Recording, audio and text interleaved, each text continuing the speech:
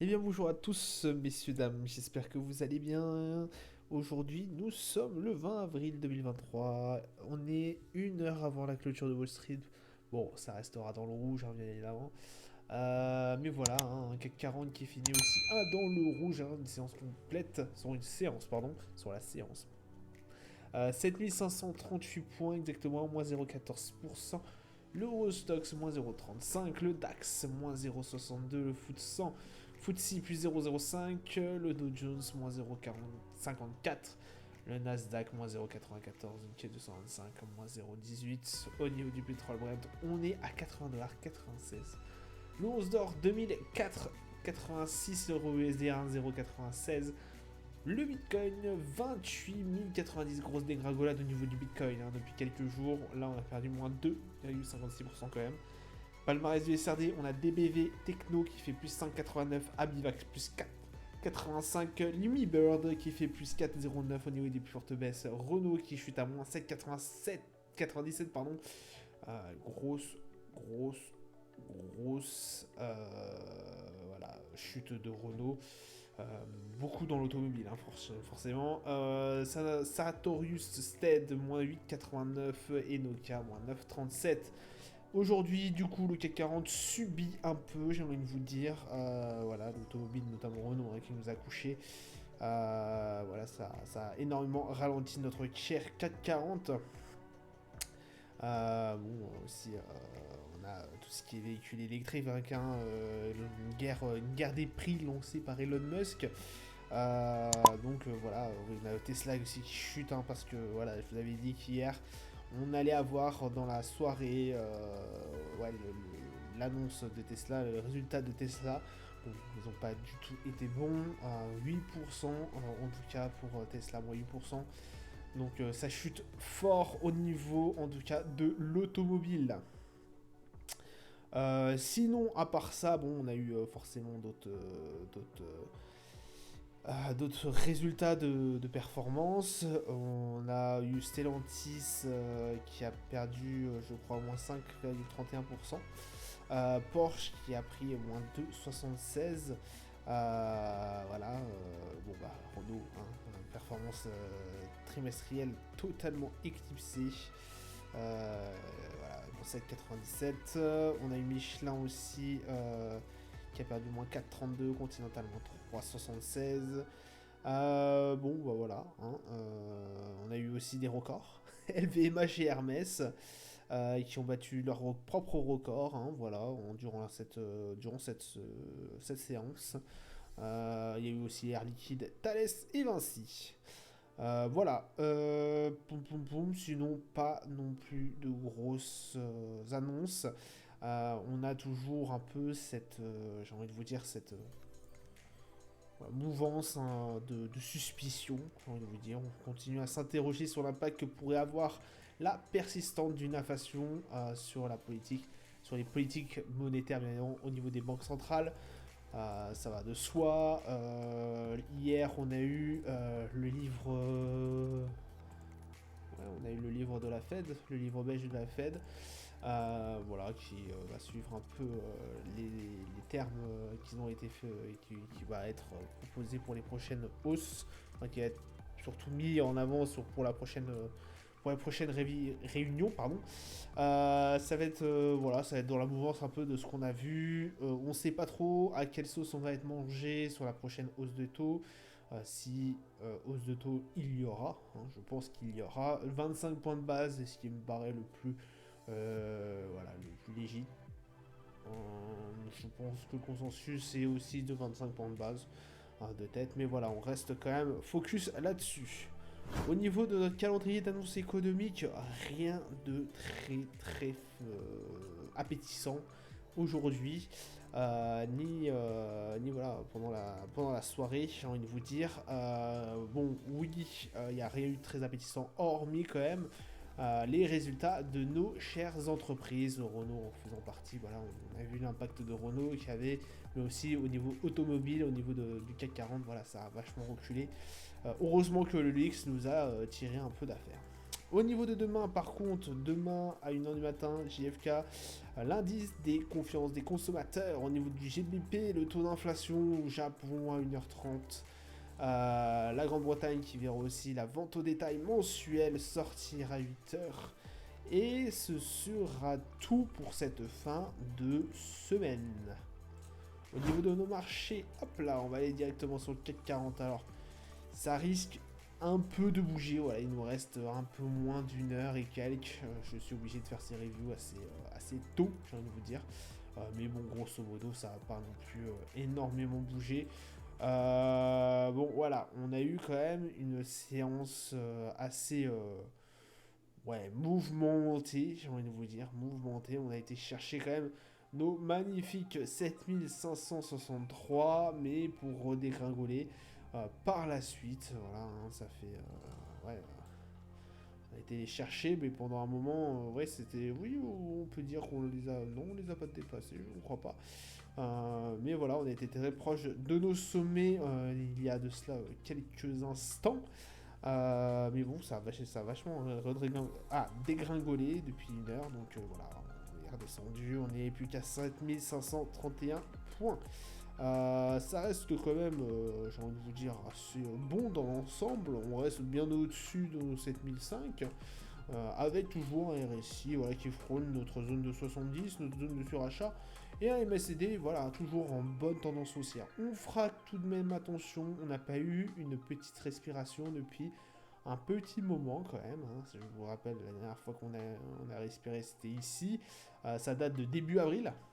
Hein, voilà, début avril, on n'a pas repris notre souffle, ce qui fait que potentiellement, ça serait bien de le reprendre, parce qu'on sait, ça fait jamais des énormes courbes comme ça avant de reprendre à un moment donné son souffle.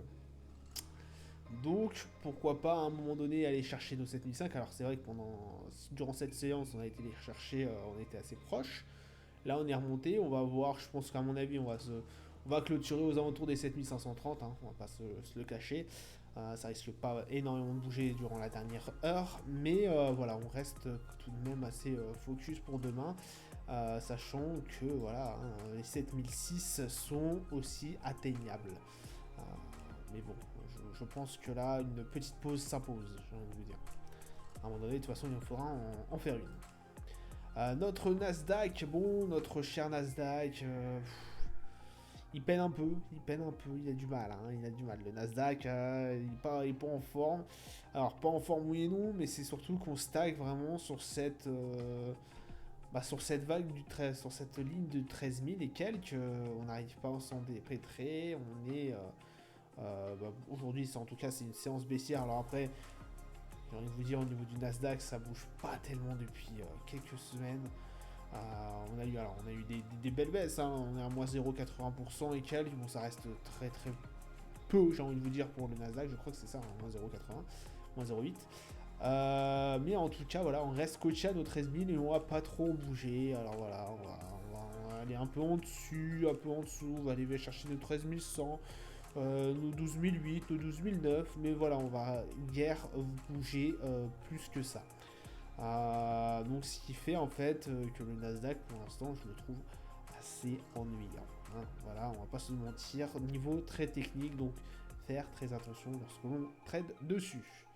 Notre Brent, alors le Brent incroyable, malgré la réunion de l'OPEP+, qui a eu lieu il y a quelques semaines, nous disant ok messieurs dames, on ralentit la quantité de barils mis en circulation de 1 million de barils par jour, et mine de rien, il y a toujours le Brent qui descend. Comme quoi on peut pas aller à contre-tendance même si on a des grosses annonces comme ça.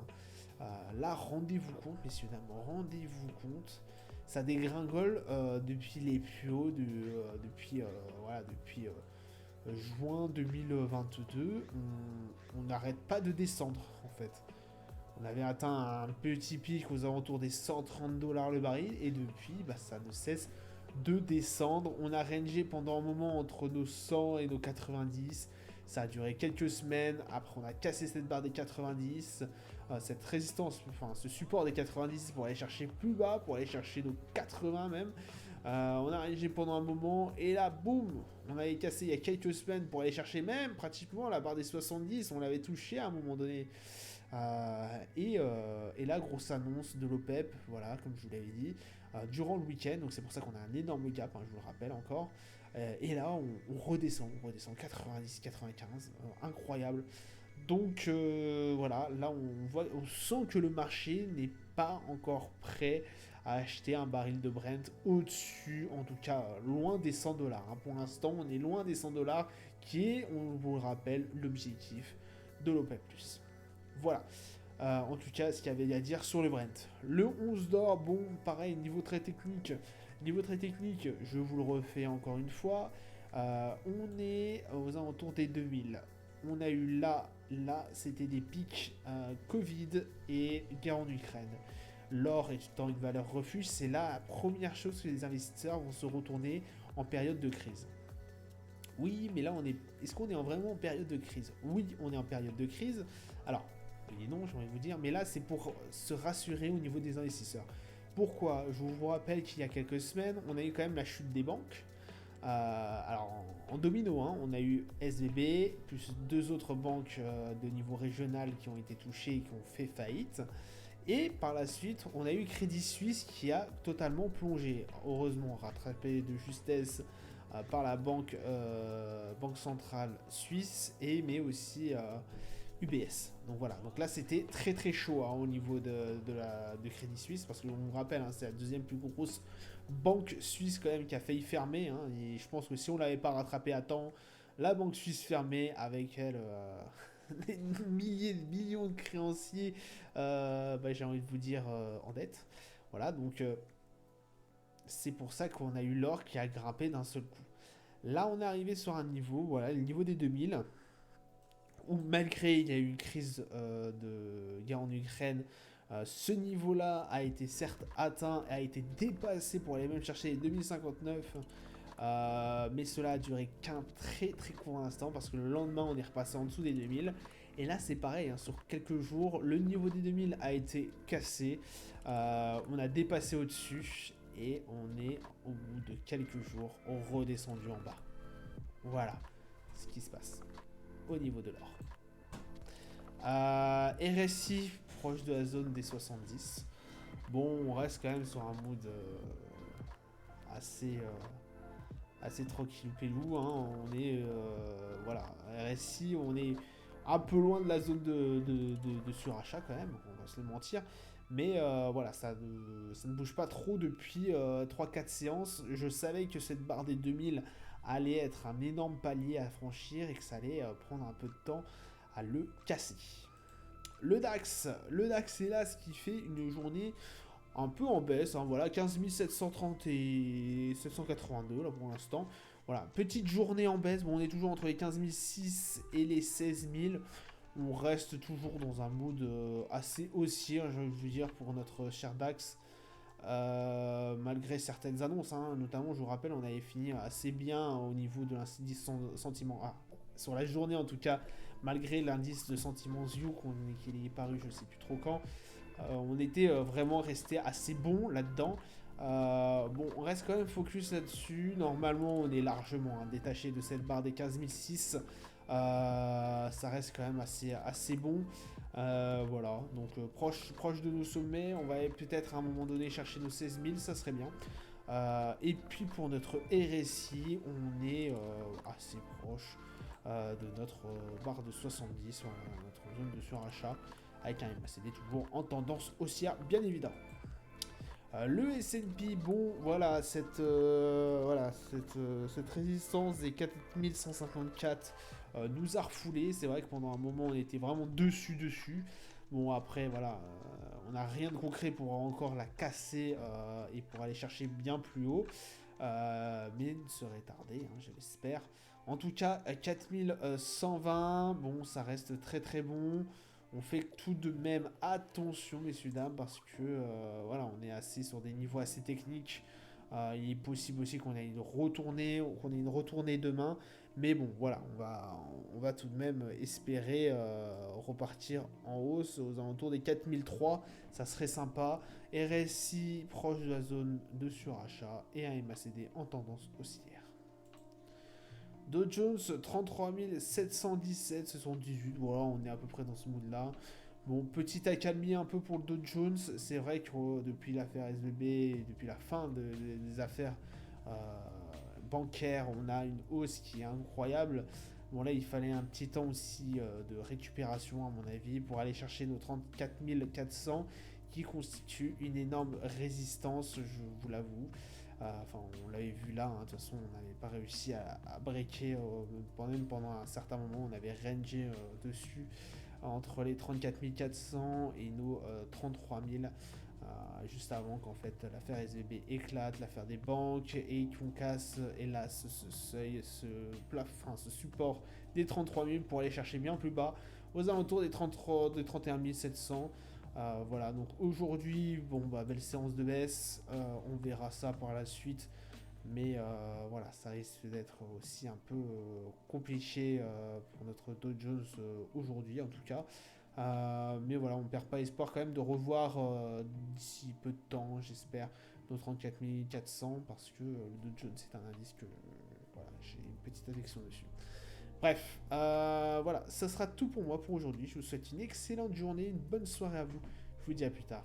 Portez-vous bien. Ciao, ciao.